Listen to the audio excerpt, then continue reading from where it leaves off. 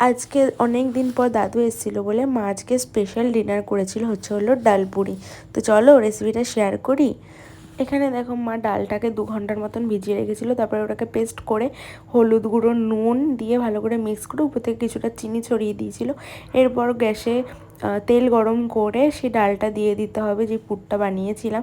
বেশি কিন্তু ভাজা যাবে না, তাহলে কিন্তু টেস্টটাই চলে যাবে। মা কিন্তু এখানে দেখেছো একদম আগে থেকে মেখে রাখা ময়দাটা এবারে লুচির মতন একদম শেপ করে নিয়ে ভিতরে পুরটাকে দিয়ে দিতে হবে, যাতে বাইরে না বেরিয়ে যায় বেলার সময়। আর মা দেখো এখানে হাতে একদম করে নিয়েছিল যাতে সুবিধা হয় বেলতে। এরপর রুটির মতন যেমন রুটি বেলে তেমন ঠিক বেলে নিতে হবে একদম গোল করে। আর মার শেপগুলো দেখেছো কি সুন্দর হয়েছে। তারপরে গরম তেলে একদম ভেজে নাও, ব্যাস রেডি আমাদের ডালপুরি। তোমরা এটা আলুর তরকারি বা টমেটো সসের সাথে খেতে পারো। আমার যেহেতু ময়দার জিনিস খুব একটা ভালো লাগে না, গা গোলায়, তো আমি